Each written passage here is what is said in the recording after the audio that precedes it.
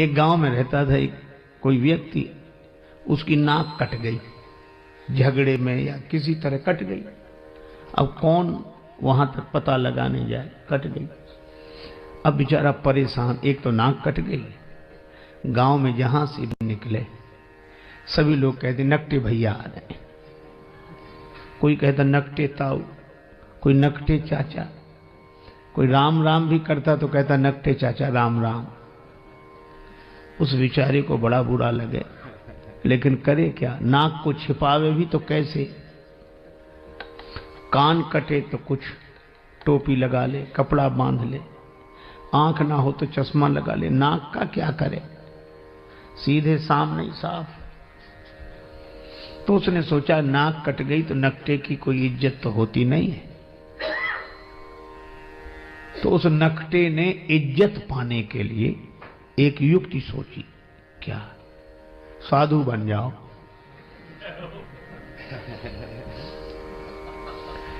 ताकि हमारी कटी हुई नाक पर ध्यान न जाए। पर लोग भी तो विचित्र हैं, बेचारा साधु भी हो गया तो भी लोग कहते नकटे बाबा आए, नकटे स्वामी जी। अब बड़ी मुसीबत। और कोई कहता नकटे, तो दूसरे लोग डांटते है, ऐसे बोलते हो, साधु हैं ऐसे मत बोलो। तो उसे लगता कि शायद पक्ष में हो, लेकिन वो भी यही पूछता कि महाराज कैसे कट गई।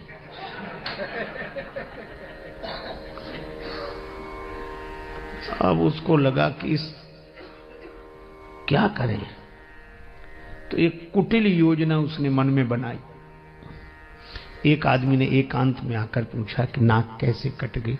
बोला ये बहुत बड़े रहस्य की बात है, कटी नहीं है, हमने खुद काटी है। सो क्यों? एक दिन भगवान ने कहा स्वप्न में, तू मुझे चाहता है, मेरा भक्त है, तो मेरे लिए क्या कर सकता है, तो मैं तुझे प्राप्त हो जाऊं। मैंने स्वप्न में कहा आप जो कहें, सिर काट कर रख दो। भगवान ने कहा सिर नहीं, केवल नाक काट ले, मैं दर्शन दूंगा और सदा तुम्हारे सामने रहूंगा। तो जब से नाक कटी, काट दी मैंने, भगवान प्रकट हो गए और देखो ये दिख रहे हैं सामने, दर्शन रहा, हा जय हो प्रभु, ये भगवान दिख रहे हैं, हमेशा रहते, हमको खूब दिखते हैं। और भगवान ने एक बात और कही थी कि तुम जिसकी काट दोगे उसे भी दिखेंगे।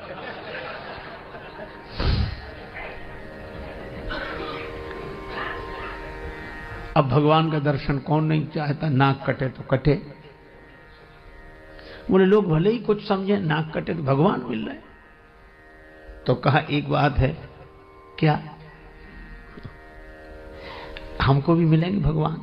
हाँ मिलेंगे। तुझे काय को नाक कटवाता? बोले नहीं, नाक जाए तो जाए, दर्शन तो हो। तो कही आ जाओ सवेरे। गया, उसकी भी काटी। अब कहीं भगवान ऐसे मिलते हैं? उसकी नाक कटी, उसने कहा कि हमें तो नहीं दिख रहे कहीं। बोला हमें भी नहीं दिखते।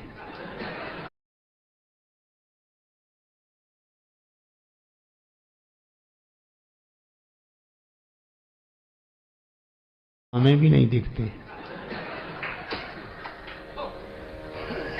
कहा फिर हमारी काय काट दी? कहा कि हम अकेले परेशान थे, सब दो हो गए। अब उस बेचारे को मिला कुछ नहीं था उस नकटे के पास, और नकटों के पास किसी को कुछ मिलता भी नहीं है। लेकिन चूंकि अपनी नाक कट गई तो मजबूरी थी, अब वही हल्ला मचाने लगा, हाँ भगवान दिख रहे हैं, ये दिख रहे हैं, प्रत्यक्ष दिख रहे हैं, सामने दिख रहे हैं। अब पहले तो एक कहता था, हाँ, अब दो कहने लगे। बोलो, प्रचार इतना हावी हो जाता है कि प्रचार इतना प्रभावपूर्ण ढंग से जीवन में अपना प्रभाव डालता है कि प्रचार के चक्कर में आदमी विचार करना ही भूल जाता है। विचार बेचारा जैसी कौंधता है वैसी प्रचार। कोई कहता है अरे क्या बात करते हो, अगर कुछ नहीं होता तो इतना होता। तो आदमी फिर चुप रह जाए। अब दो कहने लगे, ये दिख रहे हैं भगवान, ये दिख रहे हैं। दो में से किसी को नहीं दिख रहे थे, पर चूंकि नाक कटी थी तो मजबूरी में कहना कि दिख रहे हैं। तो तीसरे ने भी कटवा लिया, अब 3 हो गए।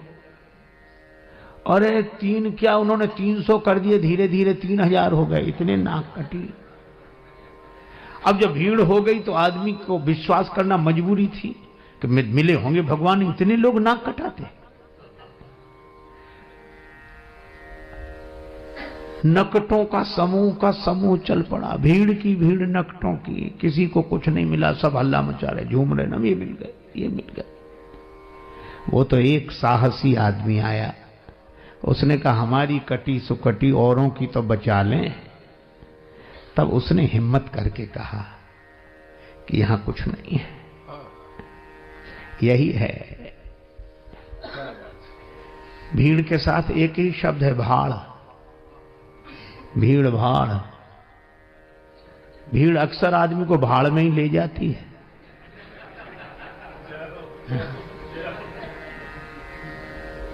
अब प्रचार की क्या बात कहें, आप अन्यथा न ले, मैं श्री राम कथा ही कह रहा हूं। एक पल नहीं जिए जो इंसान की तरह, एक पल नहीं जिए जो इंसान की तरह, वे पूज रहे हैं आजकल भगवान की तरह।